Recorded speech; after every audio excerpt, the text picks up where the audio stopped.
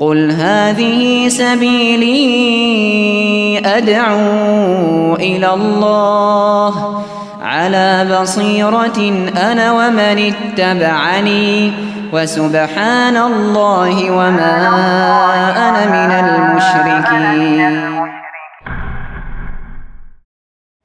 Bismillahirrahmanirrahim. Assalamualaikum warahmatullahi wabarakatuh. Innal hamdalillah nahmaduhu wa nasta'inuhu wa nastaghfiruh wa na'udzu billahi min syururi anfusina wa min sayyiati a'malina. May yahdihillahu fala mudilla lahu wa may yudlil fala hadiyalah. Wa asyhadu an la ilaha illallah wahdahu la syarikalah wa asyhadu anna Muhammadan abduhu wa rasuluh. Allahumma shalli ala nabiyyina Muhammad wa ala alihi wa man tabi'ahum bi ihsan ila yaumiddin. Allahumma inna nas'aluka ilman nafi'a wa rizqan thayyiba wa amalan mutaqabbala. Puji syukur kita panjatkan pada Allah. Salawat dan salam mungkin-mungkin tercurah pada junjungan kita Nabi besar Nabi Agung Muhammad sallallahu alaihi wasallam. Baik, ibu-ibu sekalian, pada kesempatan pagi hari ini kita akan kembali membedah buku Mereka yang Merugi. Pada pembahasan terakhir kita bahas tentang masalah bagaimana cara untuk berdakwah, dan bahasan yang tersisa di halaman 64 yaitu akidah dan tauhid yang pertama didakwahi. Baru setelah itu kita masuk pembahasan tentang bersabar. Namun sebelum masuk, seperti biasa saya ajarkan satu doa lagi. Doa ketika menghadapi cobaan yang berat.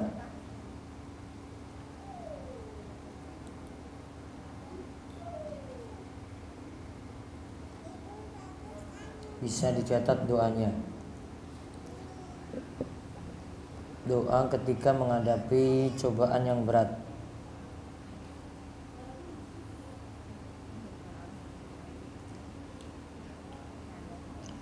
Allahumma inni. Saya diktekan dulu ya.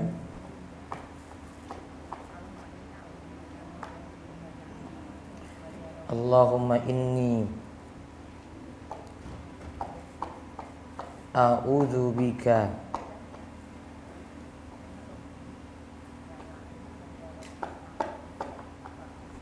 Allahumma inni a'udzu bika min jahdil bala,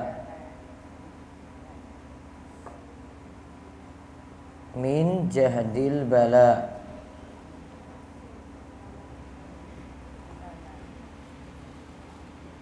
wa darakis syaqa, wa darakis syaqa,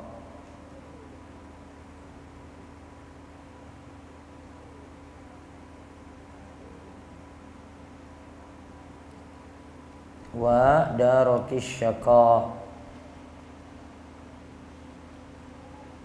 wa su'il qada, wa su'il qada,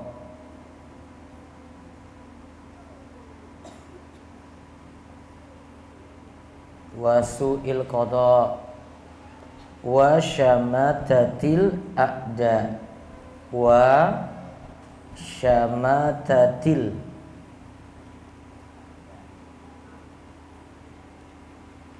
wa syamatatil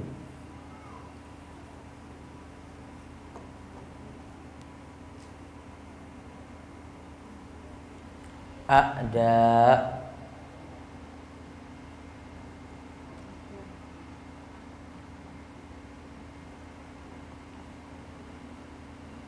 Saya ulang.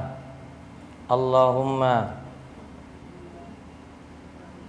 inni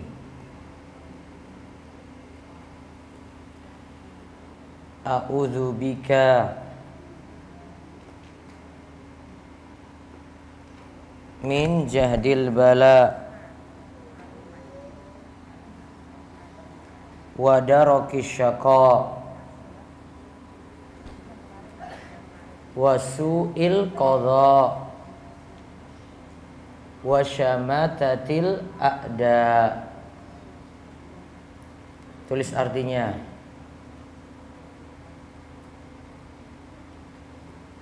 Ya Allah, aku meminta perlindungan kepadamu dari beratnya cobaan, dari beratnya cobaan,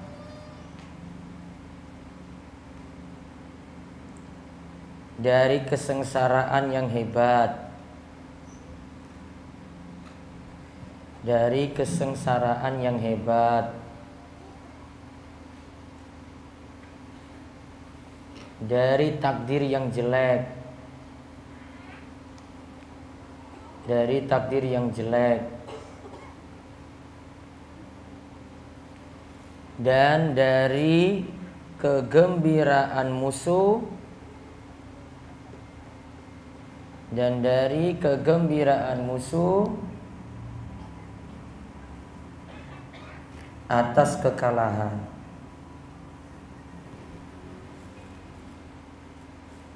Ya, saya ulang doanya. Allahumma inni a'udzubika min jahdil bala wa darakis syaqa wa su'il qada wa syamatatil a'da. Saya tuntun nggih. Allahumma inni a'udzubika min jahdil bala wa darakis syaqa wa su'il qada wa syamatatil a'da. Saya ulang. Allahumma inni a'udzubika min jahdil bala wa darakis syaqa wa su'il qada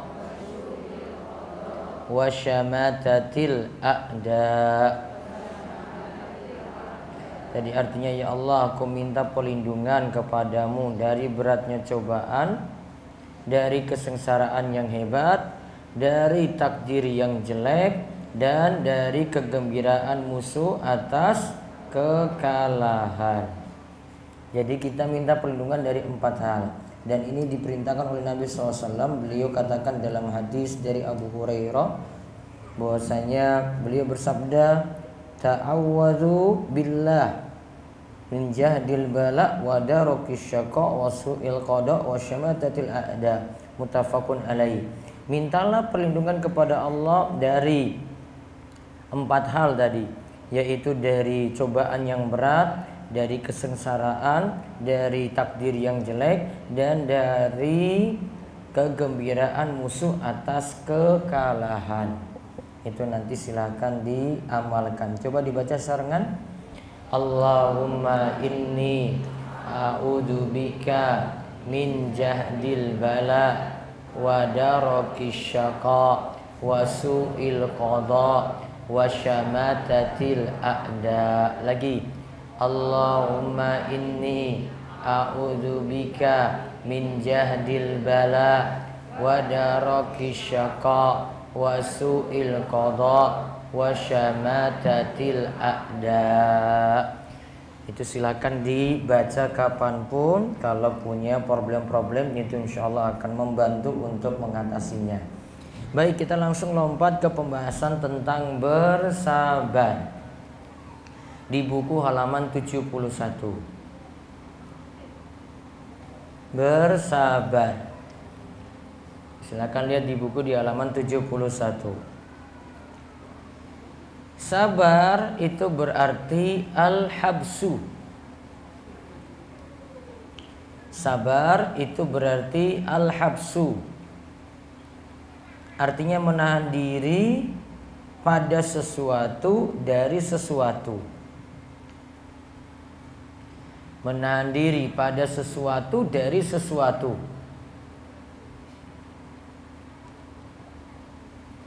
Sabar itu artinya apa tadi? Al-habsu. Kita tahan diri, nggak lakukan ini, nggak lakukan itu. Sabar sendiri ada 3 macam.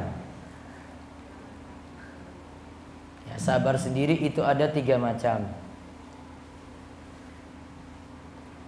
1. Sabar dalam ketaatan. 2. Sabar dari maksiat. 3. Sabar dalam menghadapi takdir Allah yang terasa sakit. Ulang. 1. Sabar dalam ketaatan. 2. Sabar dari maksiat. 3. Sabar dalam menghadapi takdir Allah yang terasa sakit. Maka kalau kita tadi katakan sabar menahan diri, berarti sabar menahan diri dalam 3 keadaan tadi. 1. Sabar dalam ketaatan, yaitu dalam ketaatan kepada Allah sampai dilaksanakan. Yang kedua, sabar dari maksiat, yaitu sabar dari maksiat sampai dijauhi. Yang ketiga, sabar dalam menghadapi takdir Allah yang terasa sakit.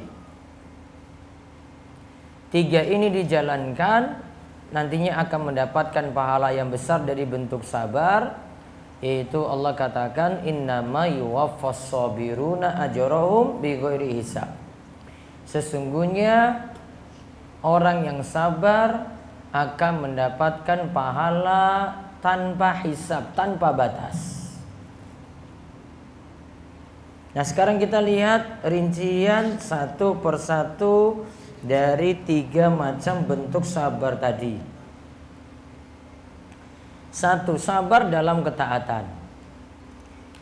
Perlu diketahui bahwa ketaatan itu adalah berat dan menyulitkan bagi jiwa seorang. Terkadang pula melakukan ketaatan itu berat bagi badan, merasa malas, lelah atau capek ketika itu. Allah berfirman, ya ayyuhalladzina amanu sabiru wasabiru warabitu wattaqullaha la'allakum tuflihun. Wahai orang yang beriman, bersabarlah dan kuatkanlah kesabaranmu dan tetaplah bersiap siaga. Warabitu, tetaplah bersiap siaga di perbatasan negerimu. Wattaqullah, bertakwalah kepada Allah supaya kamu beruntung. Ada keterangan di bawah, dalam ayat ini diperintahkan kepada orang beriman untuk bersabar. Sabar menghadapi gangguan, yaitu gangguan orang lain. Sabar melakukan ketaatan, menunggu sholat setelah sholat. Disuruh pula bertakwa kepada Allah supaya menjadi orang yang beruntung di dunia dan akhirat. Ada perbedaan antara isbiru dan sabiru. Isbiru itu hanya dari satu pihak, yaitu menahan diri dari sesuatu. Sedangkan sabiru berasal dari 2 pihak, yaitu bersabar atas gangguan orang lain. Misalnya bersabar ketika bertemu musuh. Nah, sekarang berarti ada kalimat isbiru, ada kalimat sabiru. Isbiru itu sabar, namun dari satu pihak. Kita nahan diri untuk diri kita sendiri. Ini nggak ada gangguan orang lain. Saya sabar lagi jalani sholat, berarti itu kalimatnya isbiru, disuruh bersabar. Namun kalau dari 2 pihak itu namanya sabiru. Ada gangguan dari orang lain. Berarti kalau dengan tetangga, sabarnya itu isbiru apa sabiru? Sabiru. Dengan hadapi anak sendiri, isbiru apa sabiru? Sabiru. Dengan suami, sabiru apa isbiru? Sabiru. Jadi paham ya? Ada istilah 2 di sini, isbiru dan ada sabiru. Kalau isbiru dari satu pihak saja, yaitu dari kita sendiri. Oh, saya jalani puasa, saya lagi nahan diri nih, Nah, itu namanya dari sisi satu pihak. Nah, itu tadi namanya isbiru. Diperintahkan bersabar. Saya sabar untuk bangun malam misalnya. Itu isbiru. Namun kalau ada gangguan dari orang lain, jadinya apa? Sobiru. Disuruh dua-duanya. Isbiru, disuruh juga sobiru. Nah, ini yang dimaksud ayat tadi. Kira-kira mana yang lebih berat? Kita sabar untuk diri sendiri apa gangguan dari orang lain? Ayah ibu-ibu. Ibu rasa berat yang mana? Isbiru apa sobiru? Apa semuanya berat? Hah? Gak ada yang gak berat, ya. Dua-duanya berat. Isbiru untuk diri sendiri, sholat yo malas juga yo berat. Sobiru apalagi kalau sudah dapat gangguan dari orang lain, berat lagi. Nah, nanti kita lihat, ini belum kesimpulan. Ini baru sabar dari ketaatan yang saya sebut. Jadi ada dua tadi ya. Kadang kita mesti sabar untuk diri kita sendiri. Yang kedua, kita mesti sabar dari gangguan orang lain. Terus yang kedua, sabar dalam menjauhi maksiat. Bentuknya adalah menahan diri dari perbuatan-perbuatan haram seperti dusta, seperti menipu dalam muamalah. Kalau menipu dalam muamalah itu Nabi SAW sebut dengan gish. Seperti dalam hadis, man ghosyana falaysa minna. Siapa yang melakukan gish, yaitu penipuan, maka tidak termasuk golongan kami. Gish itu kata para ulama, di antara bentuknya dia lakukan yang haram untuk mendapatkan sesuatu yang bukan haknya. Ya, bahasa kita ya nipu. Namun dia terjang yang haram untuk mendapatkan sesuatu yang bukan haknya. Contoh, ini sekarang lagi musim anak-anak ujian ini ya. Ujian nasional. Dia nempuh yang haram, menyontek misalnya, untuk dapat nilai yang sebenarnya bukan haknya. Nah, itu kalau dalam bahasa syariat disebut gish. Man ghosyana falaysa minna. Kata Nabi SAW, siapa yang menipu, mengelabui, tidak termasuk golongan kami. Pernah suatu saat, ini yang saya contohkan lagi, menipu dalam muamalah. Nabi SAW pernah datang ke pasar. Kemudian beliau lihat ada seorang pedagang yang lagi jual gandum saat itu. Ketika beliau cek ketika itu, gandum ini ditaruh bagian luar ini bagus-bagus. Nabi SAW kemudian masukkan tangannya di dalam tumpukan gandum tadi. Dapat ketika itu ada gandum yang rusak yang sengaja ditutup-tutupi. Ya, kemudian Nabi SAW tanya pada pedagang tadi, kenapa yang jelek ini kamu tidak taruh di luar? Kenapa kok kamu cuma tampakkan yang bagus-bagus saja? Maka Nabi SAW katakan dalam riwayat yang lain, man ghosyana falaysa minna. Siapa yang melakukan gish, menipu kami, maka tidak termasuk golongan kami. Maka ada suatu masalah, dia lakukan penipuan dalam muamalah transaksi jual beli. Terus yang berikutnya lagi contohnya, sabar makan harta dengan cara batil. Contoh dengan cara riba dan semacamnya. Sudah paham riba toh ibu-ibu? Sudah. Riba banyak nggak saat ini? Hah? Lepas dari riba apa mboten nih? Hah? Apa bentuknya riba saat ini? Utang piutang ada yang riba? Ada. Kapan utang piutang riba? Ini perlu tak rinci apa enggak? Riba itu artinya apa riba? Secara bahasa artinya ziyadah, tambahan. Tambahan pada sesuatu yang khusus. Ada riba bentuknya jual beli, ada riba bentuknya utang piutang. Kalau riba bentuknya jual beli, contoh dalam transaksi barter. Nabi SAW itu katakan kalau zahab bi zahab, Emas ingin ditukar dengan emas. Fiddah bil fiddah. Perak dengan perak. Syaratnya itu adalah yadan biyadin, mislan bimislin. Syaratnya itu adalah harus tunai, yadan biyadin, mislan bimislin. Jumlahnya harus sama. Ini emas. Tadi ada apa? Emas. Emas 24 karat 1 gram ingin ditukar dengan 24 karat emas rendah. Emas 18 karat rendah ingin ditukar dengan yang kadarnya lebih tinggi.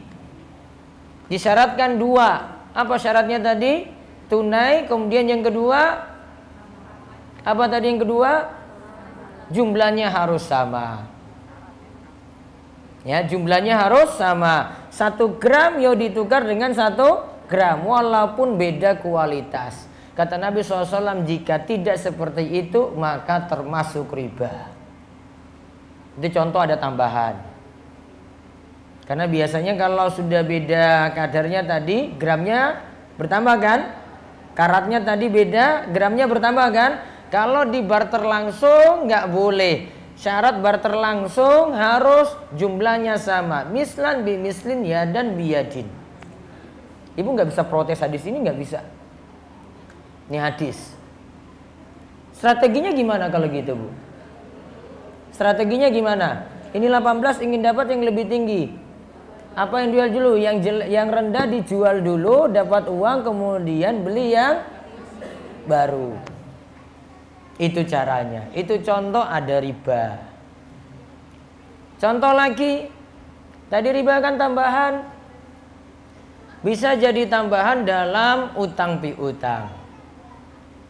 Berlaku kaidah kata para ulama, kullu qardin jarra manfaatan fahuwa riba. Setiap utang piutang yang di dalamnya ada tambahan, maka itu termasuk riba. Contoh, pinjam 2 juta, kembali 2.050.000. Tambahannya berapa? 50.000. Ada tambahan dalam utang piutang.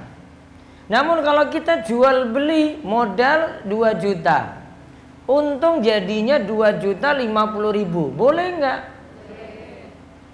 Kenapa beda? Tadi 2 juta dapat 2.050.000. Terus yang kedua, saya jual dengan modal saya 2 juta, saya dapat untung 50.000. Beda nggak? Yang pertama kenapa? Transaksi utang piutang. Yang kedua, jual beli. Kalau utang piutang nolong orang, maka tidak boleh cari untung. Kaidah dalam utang piutang harus raddul misli. Kembalikan dengan yang semisal, tidak boleh lebih. Contoh lagi. Ini sudah trik dalam jual beli. Nanti ujung-ujungnya riba juga. Motor antara tunai dan kredit itu sama atau tidak? Biasanya lebih mahal yang mana? Kredit. Motor cash berapa kalau cash matic?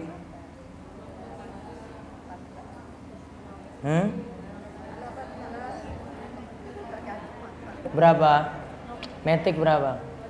18. Oh 23. Itu cash. Cash, taib. Kreditnya jadi berapa? Sama 23 atau lebih dari itu? Lebih atau tidak? Lebih, taib. Sekarang, kenapa bisa jadi lebih, Bu?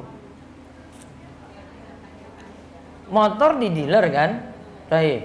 Bayar ibu di mana kalau nyicil itu? Di dealer juga? Iya? Di mana bayarnya? Di mana, Bu? Ya gak apa-apa, ngomong aja gak apa-apa. Di mana bayarnya, Bu? Leasing, taib. Nyicil-nyicil terus di situ ya. Berarti sudah dengan pihak lain, pihak ketiga. Sebenarnya transaksi yang terjadi itu adalah pihak leasing itu bayar motor tadi secara cash pada dealer tadi. Terus ibu bayarnya secara nyicil pada leasing. Maka transaksi yang terjadi sebenarnya ibu dipinjamkan uang. Betul nggak? Bukan ibu beli motor pada leasing, namun ibu pinjam uang pada leasing untuk dapat motor. Kembalikannya lebih nggak? Lebih atau tidak? Lebih. Sudah paham ini? Sudah masuk belum ini? Mau tak ulang lagi? Sudah kan? Berarti masuk dalam kaidah kullu qardin jarra manfaatan fa huwa riba. Setiap utang piutang yang dalamnya ada tambahan maka termasuk riba. Sudah? Nah, nanti mikir sendiri ya, Ibu. Kan saya cuma ngomong aja. Nggak bisa kasih solusi, cuma ngomong aja di sini. Udah paham ya? Itu masuk riba. Ibu jangan terpengaruh dengan jual belinya. Lihat transaksi sejatinya itu apa. Nanti timbang-timbang di situ. Sudah. Kalau dulu itu transaksi ribanya orang jahiliyah, Bu. Orang jahiliyah itu ketika kita transaksi utang, saya utang tadi 2 juta misalnya. Kalau dia janji misalnya, ini tanggal berapa? Tanggal 22 ini tempomu harus bayar sekarang. Kalau saya bayar tepat waktu tidak ada tambahan. Itu orang jahiliyah dulu di masa Nabi SAW. Kalau telat baru nanti kamu membayar sekarang atau saya tambahkan kamu riba.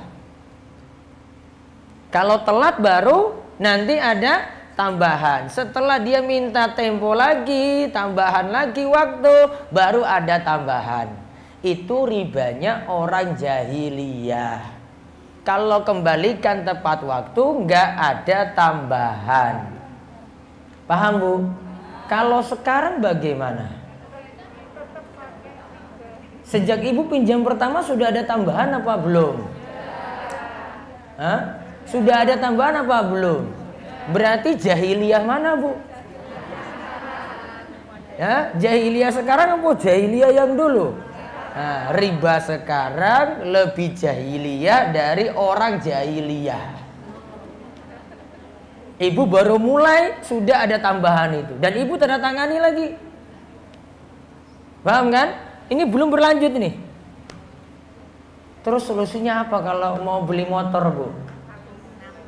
Hah? Solusinya apa? Beli motor second sesuai dengan kemampuan. Yang kedua, ya, beli motor secara cash lebih aman. Sudah? Mau tak tambah lagi? Nanti ibu nggak bisa bangkit dari tempat duduk. Nah, itu aja lah. Masih banyak yang lainnya. Saya aja tulis buku ribanya saja lebih tebal daripada buku ini. Buku riba saya tuh tebal kayak gini loh. Ibu nggak usah baca. Nanti saya takutnya baca setelah itu pingsan setelah baca buku saya. Nah, saya nggak mau bahas dulu. Iman ibu belum kuat. Tunggu imannya masuk dulu, akidahnya kuat dulu. Nah, itu baru masuk lagi ya kayak gitu itu bisa. Hah?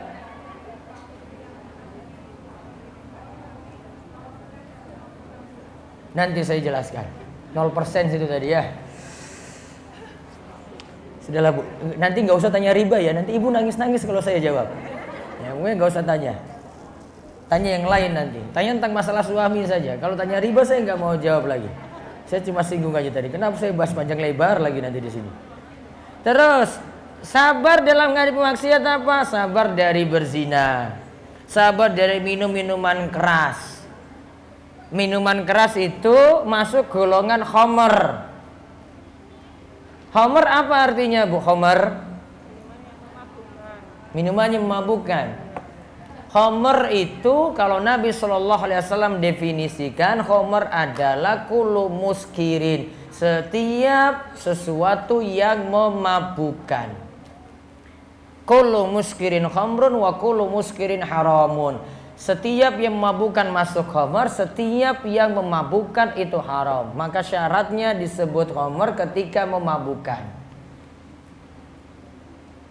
Kenapa saya perlu jelaskan ini, Bu? Biar ibu tidak rancu dengan alkohol. Paham alkohol ya? Baik. Ibu lihat alkohol di mana coba? Hah? Ada di rumah ibu alkohol nggak? Ada. Apa bentuknya? Apa bentuknya, Bu? Ya, cairan tadi. Apa? Dalam apa? Kosmetik ada? Ada. Apalagi? Ini biar saya langsung jelaskan hukumnya ini. Siapa tahu kosmetik ibu masalah semuanya. Apa? Parfum. Apalagi? Untuk obat ada nggak? Apa bentuknya? Untuk luka itu tahu kan? Alkohol antiseptik kan? Nah, apalagi? Ada juga untuk pelicin baju. Nah, itu alkohol juga. Sekarang, alkohol itu masalah nggak? Alkohol itu khamar nggak? Kalau alkohol khamar, ibu tinggalkan kosmetik semua yang ada alkohol. Parfum juga berarti. Sama. Ini pada bingung ini ya. Kalau ibu setuju dengan kalimat ini, alkohol itu khamar, berarti kosmetik ibu nggak boleh pakai lagi. Bahkan ini di JIH ini berbagai peralatan yang pakai alkohol juga nggak boleh ada lagi sama sekali. Paham? Itulah karena tidak memahami alkohol itu apa, khamar itu apa. Alkohol itu macam-macam penggunaan. Kalau alkohol dalam khamar punya efek apa? Memabukkan, haram. Bukan alkoholnya yang haram, khamarnya. Ketika alkohol itu lepas sendiri, ya, dia itu zat baru, Bu. Dihukumi baru, tergantung penggunaan. Contoh alkohol antiseptik. Luka itu loh. Apa seperti itu mabuk, Bu? Saya ulang lagi.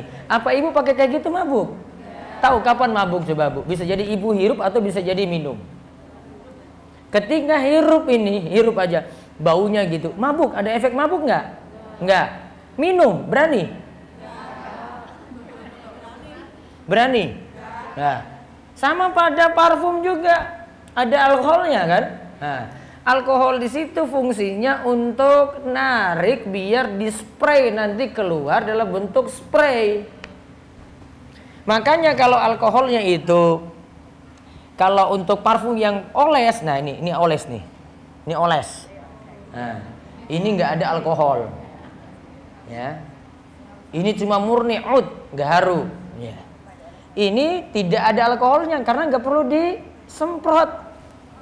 Ini nggak ada alkohol. Namun ketika dia butuh ditekan untuk keluar tadi dalam bentuk cairan nanti menyebar ke baju dan yang lainnya, itu baru butuh alkohol. Paham? Namun ada efek mabuk nggak? Ibu hirup mabuk nggak? Nggak. Mau berani minum? Nggak mungkin dikonsumsi juga kan? Nggak. Berarti tidak masuk dalam khamar. Paham ini? Ada yang masalah kalau ibu pakai ada. Kalau itu dipakai dalam tubuh. Berarti kalau kosmetik tadi aman nggak? Aman-aman saja. Sekarang untuk yang ibu pakai untuk dalam tubuh, itu baiknya hati-hati tidak digunakan, lebih aman. Contoh nanti ada kandungan pada beberapa obat. Ya, itu lebih aman untuk ditinggalkan. Walaupun nanti ada standar sendiri dari MUI juga punya standar sendiri untuk itu. Namun ada yang ibu pakai untuk masak. Apa, Bu? Tahu rum ya? Rum itu tahu? Nah, itu masuk golongan khamar loh itu rum itu. Rum biasanya ibu pakai pas kapan coba? Nah, kue kek gitu kan? Taruhnya itu sebelum keknya dipanggang apa setelah? Sebelum. Setelah dioles lagi? Enggak lagi. Berarti sebelum. Ketika ibu rasakan pakai rum dengan tidak, itu beda enggak rasanya? Berarti masih ada sisa. Kesimpulannya enggak boleh. Paham? Saya sebenarnya mau jawab rumnya sudah menguap dikarenakan ibu panggang. Karena alkohol titik didihnya lebih rendah daripada air. Jadi air itu 100, alkohol itu 80. Berarti lebih menguap lebih dulu. Namun masalahnya ibu tadi bilang ada rasa beda nggak ketika pakai rum atau tidak? Ada beda rasa nggak? Nah, berarti ibu masih rasakan. Padahal kaidahnya untuk khamar, yang namanya khamar itu kalau minum banyak itu mabuk, maka manfaatkan sedikit saja tetaplah haram. Walaupun 1 tetes loh. Kalau banyak mabuk,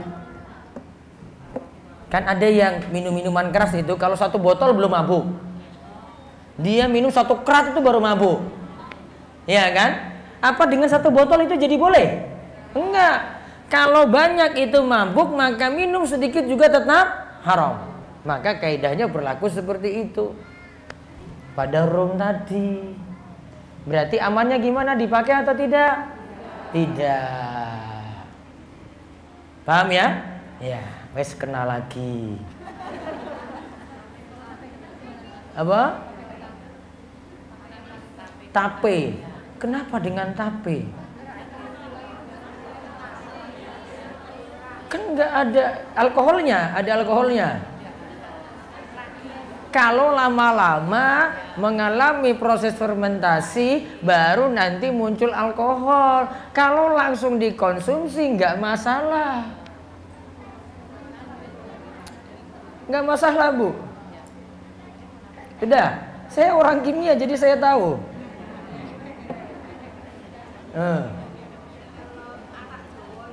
Arak Jawa, mabuk mboten?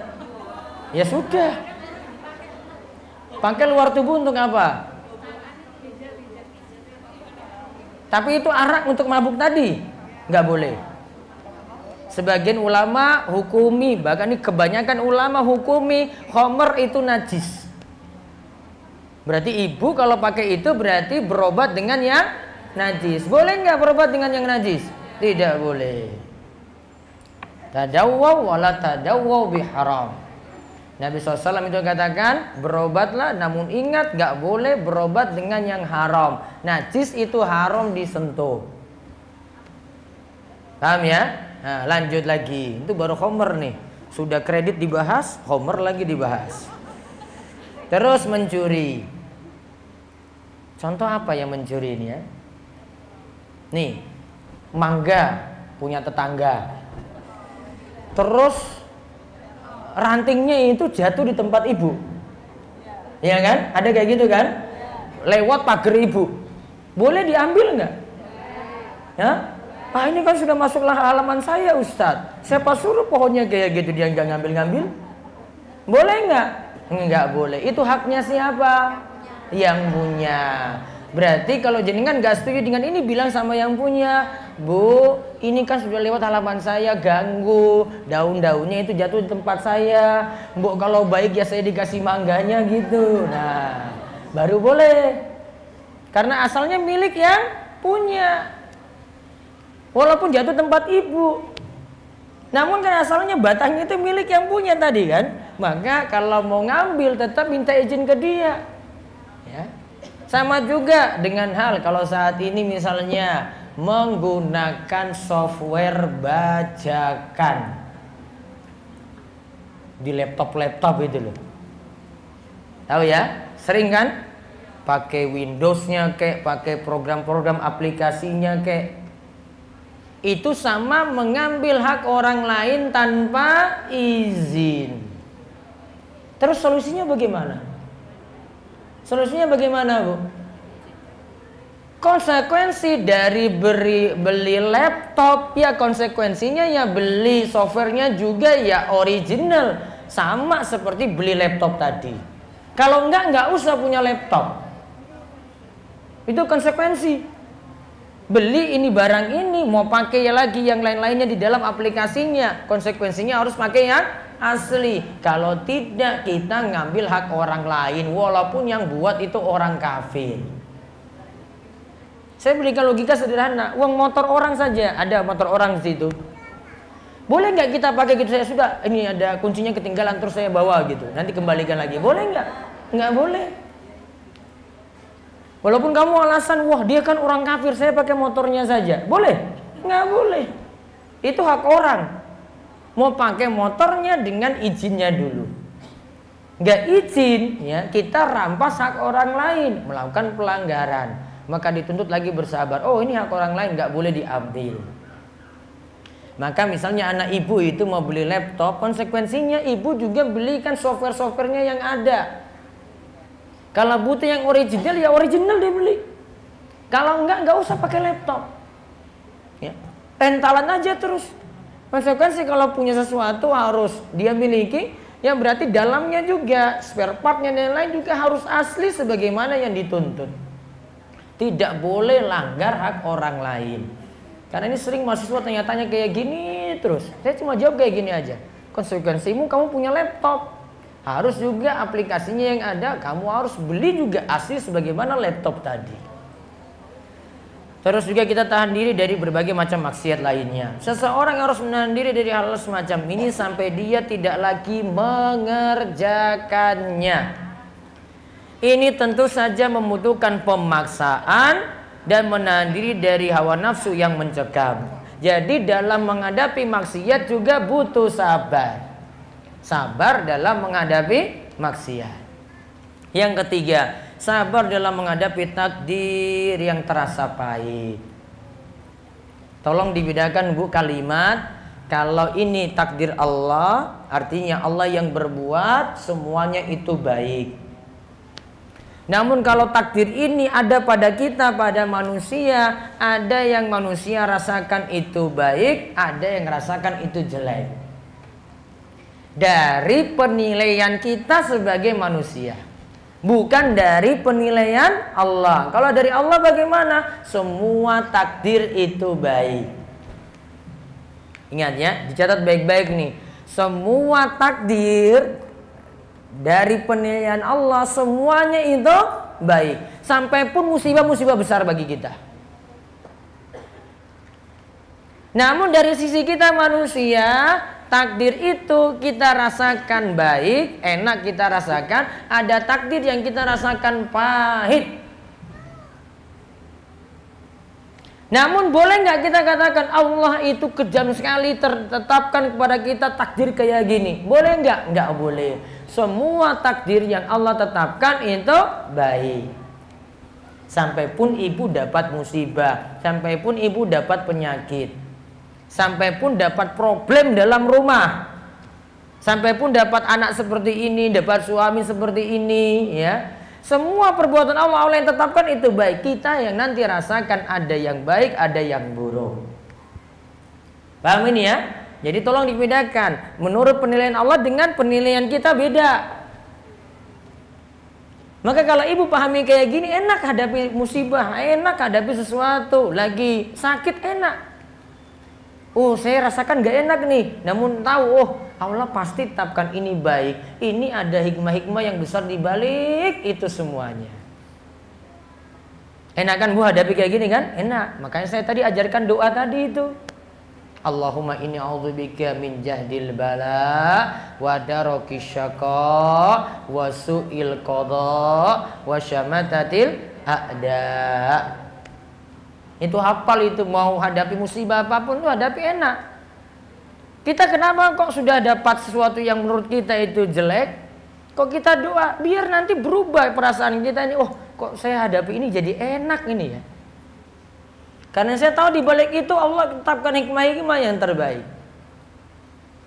Nah sekarang kita lihat, ingatlah bahwa takdir Allah itu ada dua macam. Ada yang menyenangkan, ada yang terasa pahit. Menurut siapa? Menurut kita manusia. Untuk takdir Allah yang menyenangkan, maka seorang hendaknya bersyukur. Dapat yang enak, dapat yang bagus, maka hendaklah dia bersyukur. Alhamdulillah, dia ucapkan seperti itu. Dan syukur termasuk dalam melakukan ketaatan, sehingga butuh juga pada kesabaran. Dan hal ini termasuk dalam sabar bentuk pertama di atas. Berarti kalau kita dapatin nikmat, itu juga sudah jadi takdir. Ya, kita dapatin nikmat itu juga sudah jadi takdir. Kalau dapatin nikmat, tugas kita apa? Bersyukur. Bersyukur juga butuh sabar. Yaitu sabar yang pertama, sabar dalam ketaatan. Sedangkan takdir Allah yang terasa pahit, misalnya seorang mendapat musibah pada badannya, kehilangan harta, kehilangan salah seorang kerabat, maka ini semua butuh pada kesabaran dan pemaksaan diri untuk sabar. Dalam menghadapi hal semacam ini, hendaklah seorang sabar dengan menahan dirinya, jangan sampai menampakkan kegelisahan pada lisan, hati atau anggota badan. Maka bentuknya di sini kalau dapat musibah, Bu, ibu sabar dengan 3 hal. Yaitu sabar dengan lisan, omongannya dijaga.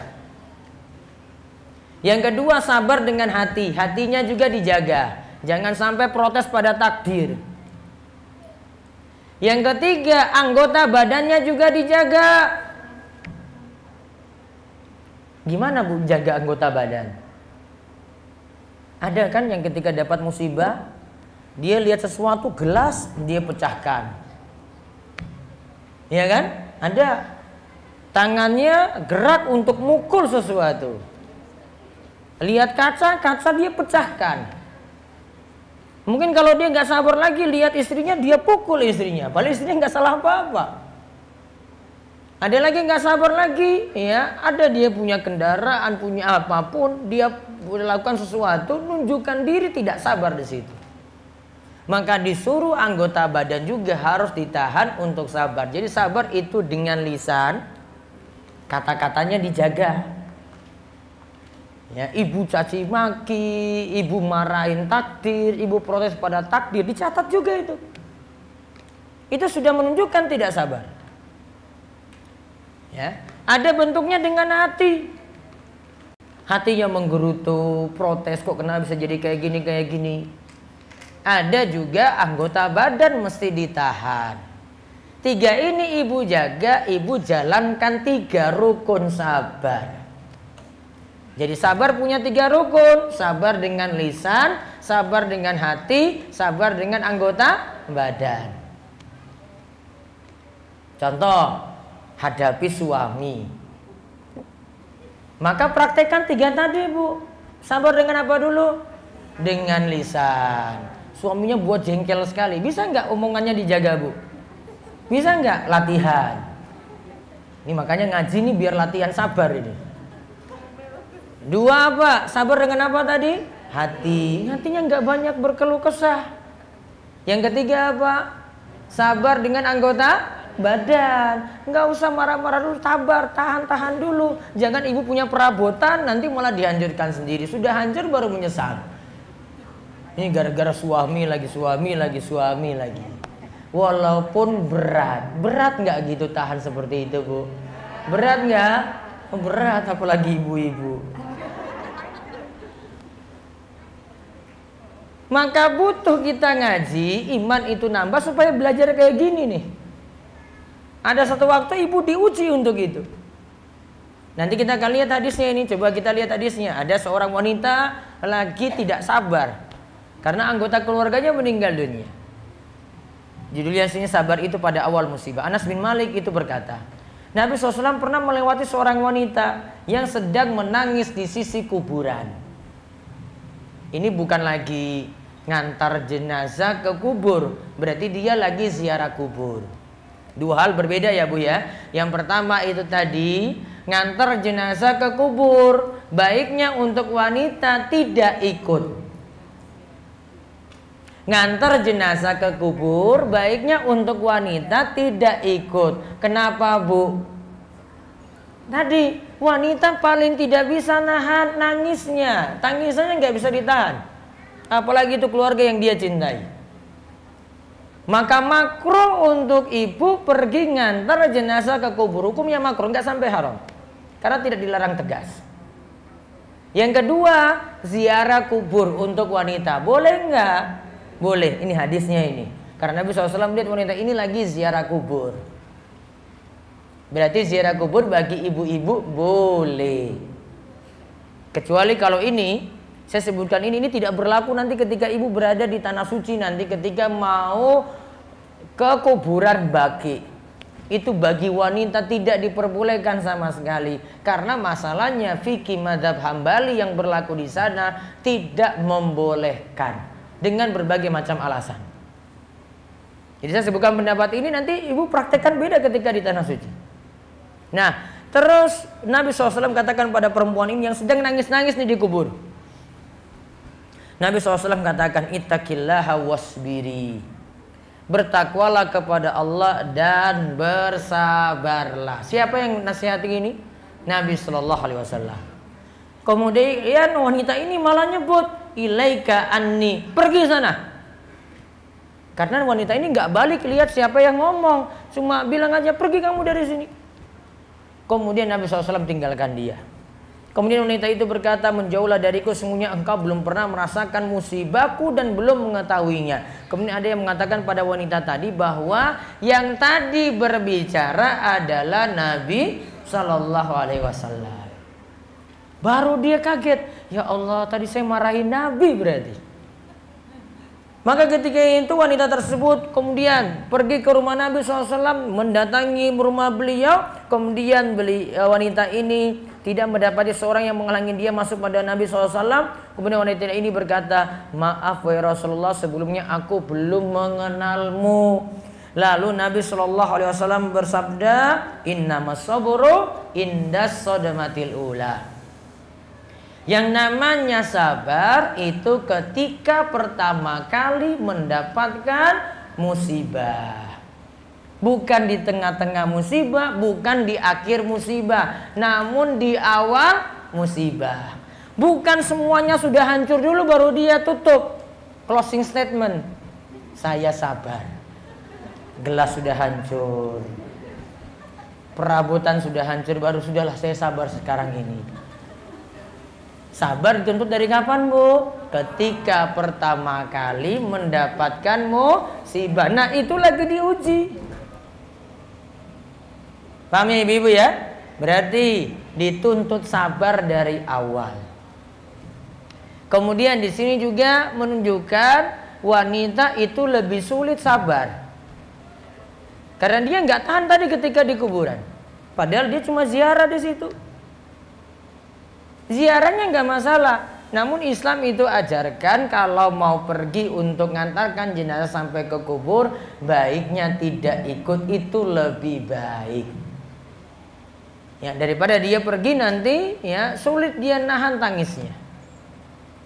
Kemudian di sini juga jadi dalil bahwasanya Nabi SAW itu kalau lihat ada di antara sahabat butuh dinasihati, dia keliru ketika itu, Nabi SAW langsung amar ma'ruf nahi mungkar, diingatkan. Dan ini juga diperintahkan untuk sabar dalam menghadapi musibah. Sekarang kita lihat balasan untuk sabar itu surga. Allah berfirman, innama yuwaffas sabiruna ajrahum bighairi hisab. Az-Zumar ayat 10. Sesungguhnya hanya orang-orang yang bersabarlah yang dicukupkan pahala mereka tanpa batas. Apa yang dimaksud pahala tanpa batas di sini? Al-Auza'i mengatakan, pahala bagi orang yang bersabar tidak bisa ditakar dan ditimbang. Mereka benar-benar akan mendapatkan ketinggian derajat. As-Sudi mengatakan, balasan orang yang bersabar adalah surga. Balasan orang yang bersabar adalah surga. Maka kondisi apapun latih diri untuk sabar. Kemudian ada hadis yang muttafaqun alaih di sini menunjukkan kita punya pilihan. Mau bersabar, ada satu kondisi memilih untuk berobat. Saya bacakan dulu hadisnya dari Atha bin Abi Rabbah. Dia di sini sebutkan, ia berkata bahwa Ibnu Abbas berkata kepadanya, maukah aku tunjukkan wanita yang termasuk penduduk surga? Atau menjawab, iya mau. Ibnu Abbas berkata, wanita yang berkulit hitam ini, ia pernah mendatangi Nabi SAW. Lantas ia pun berkata, aku menderita penyakit ayan. Tahu penyakit ayan, Bu? Ya. Itu kan kejang-kejang tiba-tiba kan. Nah, wanita ini punya penyakit itu.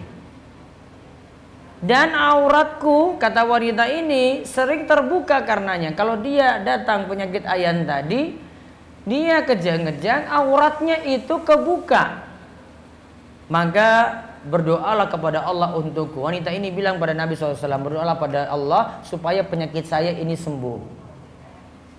Nabi SAW pun bersabda, jika mau bersabar, bagimu surga.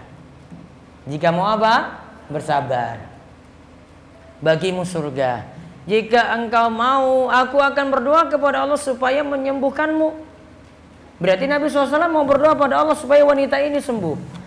Wanita itu pun berkata, aku memilih bersabar saja. Karena Nabi tadi kasih dua pilihan. Kamu mau bersabar itu lebih bagus. Kalau kamu mau, saya nanti minta kepada Allah supaya penyakitmu itu sembuh. Dia memilih, saya memilih untuk bersabar.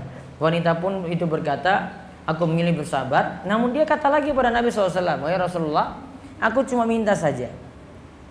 Kalau aku kena penyakit ayan, berdoalah pada Allah supaya ketika kena penyakit itu, auratku tetap tertutup. Berdoalah kepada Allah supaya auratku tidak terbuka. Nabi SAW pun berdoa kepada Allah untuk wanita tersebut. Namun dia tidak didoakan untuk penyakitnya sembuh. Dia tetap penyakitnya ada. Namun dia minta supaya auratnya saja tidak tertutup. Berarti di sini ada dua pilihan. Yang mau berobat, boleh tidak berobat? Boleh. Yang mau bersabar, silakan untuk bersabar. Maka itu pilihan. Berobat hukum asalnya itu boleh. Namun ada suatu kondisi berobat itu bukan jadi boleh. Kadang suatu kondisi berobat itu jadi wajib karena ingin mempertahankan nyawa. Kalau dia mempertahankan nyawa, ini urgensi penting di situ, maka hukum berobat malah jadi wajib. Nggak boleh dia milih sabar. Karena mending dia milih supaya bertahan hidup, supaya dia bisa memperbanyak ibadah, terus memperbanyak ibadah, terus memperbanyak ibadah terus. Itu yang dipilih. Lalu di halaman selanjutnya, sabar itu hukumnya wajib. Dan ridho hukumnya sunnah. Berarti kalau tidak sabar dosa atau tidak? Dosa. Berarti kalau ibu marah-marah ke suami, dosa nggak bu? Nggak sabar di situ, dosa nggak? Dosa. Saya nggak mau bilang dosa besar, nanti pikir-pikir sendiri. Hukum sabar itu wajib. Jika seorang tidak bersabar maka ia berdosa dan mendapatkan hukuman dari Allah. Adapun ridho adalah tingkatan yang lebih tinggi daripada sabar. Ridho itu beda dengan sabar. Kalau sabar, ibu masih merasakan sakit. Ya, tetangga biasanya ya rasani ibu terus, gosipin ibu terus. Sakit nggak bu? Sakit. Namun ibu tahan-tahan itu. Sakit nggak? Masih sakit. Namun kalau ridho, anggap biasa saja. Mau dia bicarain apa kayak sudah normal aja biasa. Terserah dia mau bully saya kayak mau bicarakan apa terserah. Ridho itu dapat ujian dengan tidak sama saja. Sabar hukumnya wajib. Di atas sabar ada namanya apa? Ridho. Ridho hukumnya sunnah. Berarti kalau orang tidak sabar, dosa atau tidak? Dosa. Kalau belum ridho, nggak masalah. Yang penting dia sudah bersabar. Sabar ada sakit nggak? Ada atau tidak? Sakit. Tetap dia rasakan sakit ketika itu. Nah, hukum ridho adalah sunnah dan bukanlah wajib. Jika seorang muslim tidak sampai derajat ridho, maka tidak berdosa. Yang penting dia sabar. Apa perbedaan ridho dan sabar? Ridho itu tidak merasakan sakit sama sekali. Sedangkan sabar itu seorang muslim masih merasakan sakit, namun ia berusaha menahan hati, nahan lisannya, nahan anggota badan. Ada yang dia tahan walaupun masih sakit. Tingkatan orang menghadapi musibah itu ada 4. Yang pertama lemah, yaitu banyak mengeluh kepada makhluk. Contoh apa? Banyak buat status di medsos. Nah ini ibu milenial ini ya, masalah sedikit status ada, lemah ibu. Yang kedua bersabar, hukumnya wajib. Yang ketiga ridho, tingkatannya lebih daripada sabar. Dan yang keempat bersyukur, ketika menganggap musibah itu malah jadi nikmat. Tingkatannya berapa bu? 4. Satu apa? Lemah. Lemah itu ketika kapan? Banyak mengeluh. Yang kedua apa? Bersabar. Yang ketiga ridho. Yang keempat bersyukur. Yang paling tinggi apa? Bersyukur. Di bawahnya ridho. Di bawahnya lagi sabar. Di bawahnya lagi lemah. Jangan-jangan ibu masuk yang lemah. Diperbaiki, naik derajat, naik ke sabar. Kalau sudah bisa sabar, naik derajat lagi, naik ke ridha. Kalau lebih tinggi lagi, naik ke syukur. Terus sabar yang berpahala, ini kata Syekh Said bin Waf Al-Qahtani, berpahala jika dilakukan dengan 1 ikhlas. 2, banyak mengadu kepada Allah, bukan mengadu kepada manusia. 3, sabar dilakukan pada awal musibah, itu baru sabarnya berpahala. 1 berarti ikhlas. 2 apa? Mengadu kepada Allah. Ya. Namun kalau dia datang ke dokter, dia mengeluh sakitnya boleh, karena lakukan sebab. Namun yang jelas jangan sampai dia sampaikan kepada halayak ramai yang menunjukkan dia sebenarnya nggak sabar. Terus yang ketiga, sabar dilakukan pada awal musibah. Sekarang 5 kiat untuk bisa bersabar, ridho hingga bersyukur. Saya ringkaskan. 1, melihat kepada pilihan Allah. Pilihan Allah pasti adalah terbaik untuk kita. Kita rasakan berat ya, rasakan sakit, namun pandang, oh ini takdir Allah. Allah tetapkan takdir ini pasti baik. Takdir Allah itu pasti baik. Nah, perhatikan di situ yang pertama. Makanya Nabi SAW mengatakan, ajabalil amril mu'min, inna amrahu kullahu khairun, wa laysa zalika li ahadin illa lil mu'min, in asabatu syarra syakara fakana khairan lahu, wa in asabatu dharra sabara fakana khairan lahu. Sungguh menakjubkan keadaan seorang mukmin, seluruhnya urusannya itu baik. Ini tidaklah didapati kecuali pada seorang mukmin. Jika mendapatkan kesenangan, maka ia bersyukur, itu baik baginya. Jika mendapatkan kesusahan, maka ia bersabar, itu pun baik baginya. Terus kiat yang kedua, mengingat bahwa dengan adanya musibah akan menghapuskan dosa. Ingat, dosa terhapus dengan kita banyak bersabar ketika hadapi musibah. Nabi SAW mengatakan ujian akan selalu bersama dengan orang beriman, lelaki maupun perempuan, baik pada dalam diri, anak dan hartanya, sampai dia bertemu dengan Allah dalam keadaan tidak mempunyai satu kesalahan pun. Artinya kesalahan atau dosa-dosanya terhapus.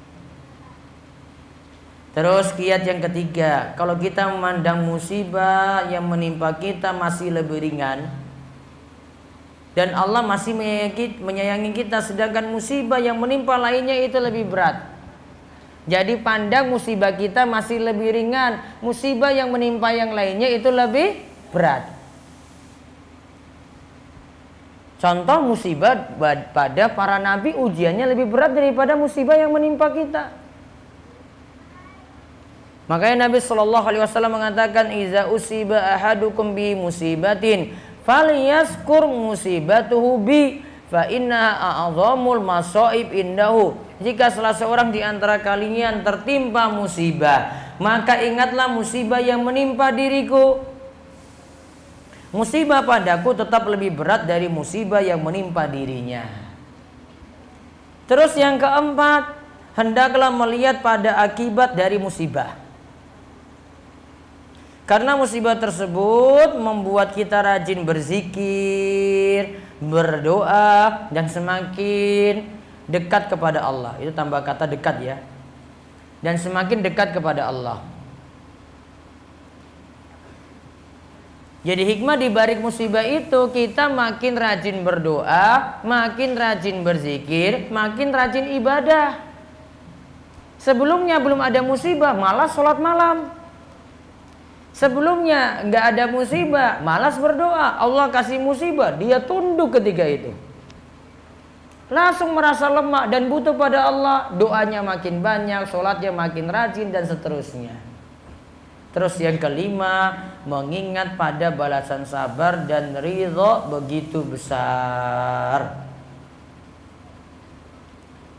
Yaitu balasannya nanti, pahalanya tak terhingga, tanpa batas, yaitu masuk surga. Jadi 5 kiat itu ditempuh ketika kita hadapi musibah. Kunci utama adalah ibu harus beriman pada takdir. Berarti kesimpulannya, ketika kita hadapi pasangan atau ibu hadapi suami yang tingkah lakunya luar biasa. Luar biasa apa, Bu? Baiknya. Ya. Taruhlah ibu nggak senang. Sikapnya bagaimana, Bu, kalau begitu? Banyak-banyak sabar. Pelajari 5 kiat tadi. Mudah-mudahan bisa kuat menghadapi setiap ujian. Kembali pada buku ini, kesimpulannya buku ini membahas mereka yang merugi. Siapa yang merugi?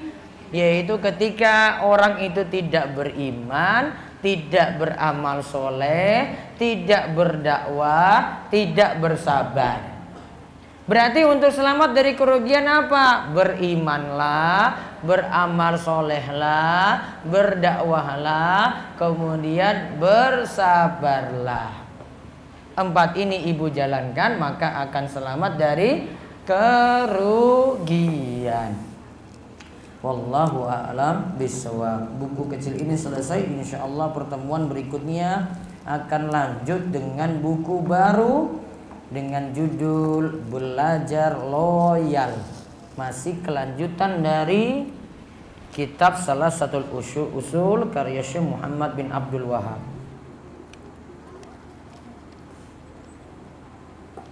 Ustadz, seumpama seorang itu mencuri, berzina, apakah itu juga termasuk takdir? Sehingga orang tersebut tidak mau berusaha berubah karena merasa itu sudah takdir buat dia. Kapan pertama? Kapan orang tahu itu takdir?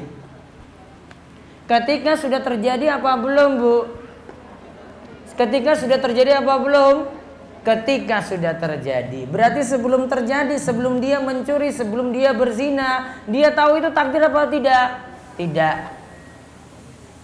Kedua, manusia itu berbuat itu tetap punya pilihan. Dan manusia tidak dipaksa oleh Allah. Nggak boleh ada yang katakan, ada yang berzina atau ada yang berjudi atau ada yang minum minuman keras ya, saya dipaksa oleh Allah. Boleh nggak bilang kayak gitu?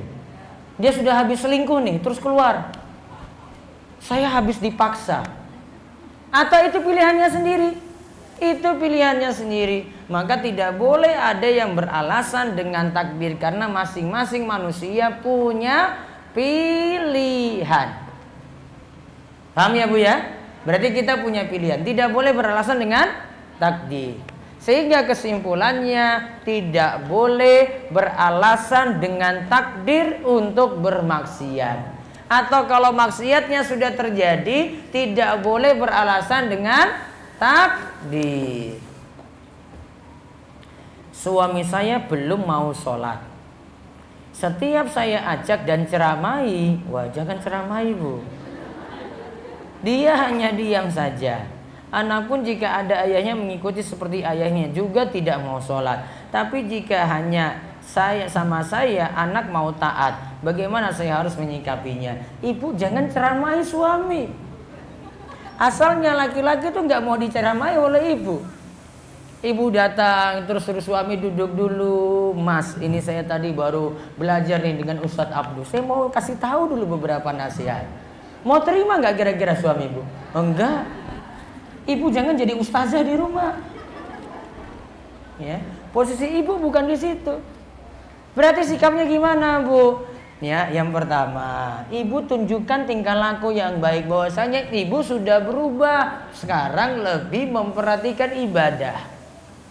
Kemudian yang kedua, sikapnya itu ngajak aja, ayo mas sholat. Banyak-banyak ngajak. Sudah, kalau nggak mau ya sudah, itu urusannya. Besok lagi ngajak lagi, ayo sholat. Dibangunkan misalnya subuh, nggak mau bangun nih, ajak lagi sholat.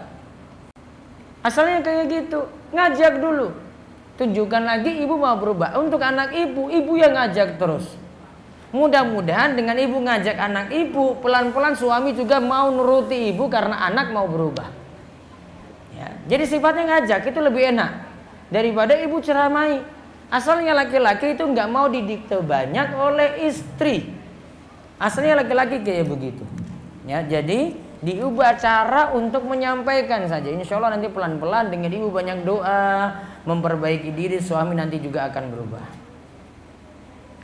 Suami saya notaris, rawan riba. Sedangkan saya sudah tahu hukum riba. Bagaimana menghadapi suami saya? Nasihati pelan-pelan, Bu. Hukum menonton drama Korea bagaimana? Emak-emak ya.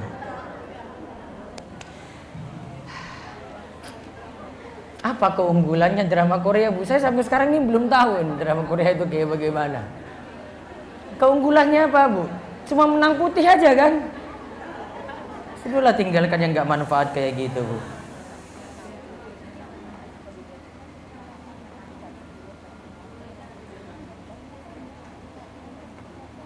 Orang tua tervonis kanker. Saya berusaha ikhlas dan sabar. Sampai saat ini masih dalam pengobatan medis terus. Tapi bila malam hari saya masih nangis dan banyak berharap pada Allah untuk kesembuhan. Apa itu tanda kita kembali menjadi orang lemah? Itu tanda ibu mau berusaha untuk sabar. Sekarang perbanyak doa dan lakukan sebab semampunya. Mudah-mudahan Allah berikan kesembuhan pada orang tuanya dengan kesembuhan yang tidak meninggalkan bekas. Apa yang harus saya lakukan, Ustadz, bila suami mengaku ada wanita lain? Dan setelah saya suruh memilih, suami tidak bisa memilih saya atau wanita itu. Aduh, ini jawabnya berat ya ini, Bu. Apa wanita apa nih? Pelakor nih berarti nih ya? Iya kan, Bu? Iya kan? Ibu hadapi bagaimana? Hah? Bukan pelakor. Terus? Tapi kan ini diam-diam. Suaminya juga mau. Tapi kalau ini nggak nikah bagaimana? Masih proses. Aduh, sudahlah, suaminya jangan cari-cari masalah dulu. Mendingan dengan istri minta izin baik-baik. Wallahu a'lam. Bagaimana hukumnya memakai barang-barang KW, imitasi, tiruan untuk tas, sepatu dan baju? Ini merek-merek terkenal. Boleh atau enggak, Bu? Kalau itu ketahuan KW, ibu tidak boleh pakai, tidak boleh beli, tidak boleh jual, tidak boleh pasarkan. Asalnya seperti itu. Bagaimana dengan kartu kredit? Merchant-merchant yang sering menawarkan kredit 0%. Ketika telat itu ada denda atau tidak? Ada. Itulah masalahnya. Denda tadi itu riba jahiliyah. Kalau ibu sepakati itu berarti menyetujui riba pula. Suami tidak mau meninggalkan pekerjaan yang haram. Apa yang harus dilakukan, Ustadz? Jika dinasihati tetap ngeyelan. Ibu nasihati terus dan terus nggak berikan penjelasan kalau itu haram, pekerjaan yang haram. Mudah-mudahan lama-lama akan dapat hidayah. Berulang kali mesti dinasihati terus. Apa saja efek uang haram untuk keluarga? Uang haram untuk keluarga itu akibatnya satu, tidak bawa berkah. Yang kedua, doa sulit terkabul. Yang ketiga, selalu saja ada masalah dalam rumah dengan adanya yang haram tadi. Jadi timbang-timbang baik-baik, haram itu punya efek yang luar biasa dalam rumah. Apakah suami dari anak tiri perempuan termasuk mahram atau tidak? Anak tiri perempuan punya suami. Ibu dengan anak tiri ini mahram atau tidak, Bu? Ibu dengan anak tiri mahram atau tidak? Mahram. Dengan suaminya berarti dengan mertua tapi tiri. Kalau ini tidak mahram secara langsung. Bagaimana kalau cucu dari anak-anak tiri? Ini juga tidak mahram secara langsung. Wallahu a'lam. Bolehkah uang hasil suap disedekahkan untuk orang tua? Uang hasil haram tidak boleh disedekahkan pada orang yang kita nanggung nafkah. Orang tua itu kita nanggung nafkah, maka nggak boleh. Kalau orang tua diserahkan, nanti ibu serahkan harta haram untuk dirinya. Masalah. Bagaimana cara agar tetap menaati suami ketika pernikahan harus berjarak karena suami kerja di luar kota? Yang penting ibu tidak berkhianat pada suami, hartanya itu dijaga, dan sekarang ibu sibukkan diri dengan banyak-banyak waktunya untuk hal yang manfaat. Saat ini saya sedang hamil dan masih ada beberapa utang puasa. Boleh ketika puasa Ramadan saya tidak tahu. Besok ketika puasa Ramadan saya tidak tahu bisa berpuasa atau tidak. Karena saat ini sedang dalam masa yang sering lapar. Apakah saya harus mengqadha puasa sebelumnya sebelum datang bulan Ramadan? Kalau ibu nggak kuat puasa ya nggak usah. Nanti setelah ibu proses hamilnya selesai, melahirkan selesai, ya menyusui selesai, baru ibu nanti saya sarankan qadha. Tidak cukup dengan fidyah. Ya, tetap qadha. Nanti bisa nunda sampai 2 tahun baru ibu qadha nggak masalah. Namun kalau masih kuat untuk jalani puasa, saya sarankan tetap berpuasa. Apakah diam dan berpura-pura menyukai maksiat suami itu termasuk sabar? Itu namanya ridho pada maksiat. Harusnya pada maksiat itu mengingkari, bukan setujui. Karena suami sering berikhtilat dan berkhalwat dengan dalih alasan pekerjaan, maka ibu harus ingkari dan nasihati suami untuk hal ini. Wallahu a'lam. Ustadz, saya mau tanya, bagaimanakah hukum suami yang selalu melontarkan kata-kata berikut ini? Aku ingin cerai. Saya menyesal menikah denganmu. Aku tidak ingin punya istri seperti kamu. Dan kata lain-lain. Hal itu dikatakan setiap marahan dalam masalah besar maupun kecil, dalam keadaan emosi besar maupun emosi kecil. Sudah puluhan kali, tidak hanya sekali. Bukankah dalam Islam suami yang mengatakan seperti itu berarti sudah talak? Ini belum talak, karena tidak ada kata-kata tegas. Kata tegas begini, saya talak kamu. Ketika kata ini keluar, jatuh talak 1. Terus berlalu lagi, rujuk. Terus terulang lagi, kata ini keluar lagi, saya talak kamu. Ini kata tegas namanya. Maka jatuh talak 2. Jika baru kalimatnya tadi, aku ingin cerai, ingin, berarti belum kata tegas, maka belum jatuh talak. Namun walaupun saya katakan tadi ini jatuh talak dengan kata-kata tegas, tetap juga melalui proses di pengadilan agama. Tidak melalui proses di pengadilan agama, tidak kuat secara hukum. Kalau tidak kuat secara hukum, tidak dianggap sah. Maka tetap melalui proses yang ada di pengadilan agama baru dikatakan sah. Belakangan ini suami saya sering mengutarakan, menyiratkan dalam omongannya kalau dia ingin poligami. Bagaimana saya menyikapi hal ini? Apakah saya berdosa karena belum bisa menerima sunnah poligami? Ibu nggak nerima, nggak berdosa. Namun kalau ibu protes pada syariat ini, ibu kena dosa. Ya. Maka kalau ibu nggak nerima, bilang pada suami, saya belum bisa nerima. Namun kalau suami punya keinginan kayak gitu, ya saya juga nggak bisa melarang. Wallahu a'lam. Saya nggak mau jawab lagi, Bu. Nanti kena masalah. Kalau ibu bilang suami ibu datang sini, baru saya akan jelaskan. Apa sholat di masjid untuk laki-laki itu wajib? Kalau wajib, apakah sholat selain di masjid tidak sah atau dapat dosa?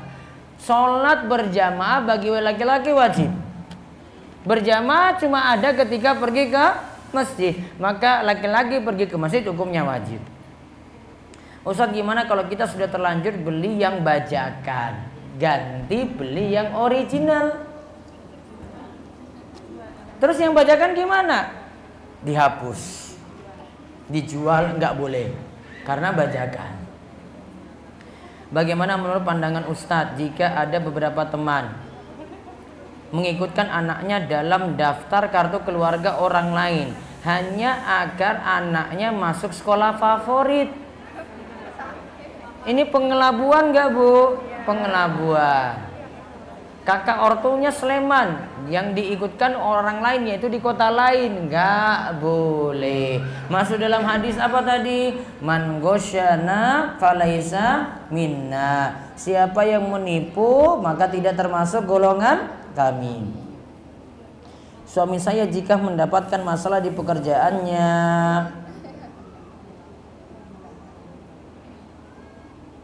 dia kemudian suka malas ke masjid, tapi kemudian hari rajin lagi, sepertinya bentuk protes kepada Allah. Apa yang harus saya lakukan supaya suami saya kuat? Ibu support, berikan dorongan kayak tadi, 5 kiat hadapi sabar. Beritahu suami bahwasanya ada pilihan Allah tetap lebih baik. Nah ini taruhlah ada masalah di sini, Allah punya maksud baik di balik itu. Hibur dia dengan kesabaran biar dia bisa move on lagi ketika menghadapi musibah semacam itu. Jangan malah ibu diamkan terus, malah nambah-nambahi masalah. Jangan. Ibu malah hibur, motivasi terus supaya dia mudah menghadapi musibah. Wallahu a'lam bishawab. Ini yang bisa kita sampaikan di kesempatan kali ini. Mudah-mudahan manfaat dan Allah terus menambahkan kita kesabaran dan dikuatkan untuk menghadapi musibah dengan lebih musibah, dan terus ridho pada takdir Allah, dan dikuatkan iman dan diberikan juga hal-hal baik setelah kita menghadapi musibah-musibah tadi. Demikian, mudah-mudahan manfaat dan kita cukupkan. Wabillahi taufiq wal hidayah wa ridha wal inayah. Wassalamualaikum warahmatullahi wabarakatuh.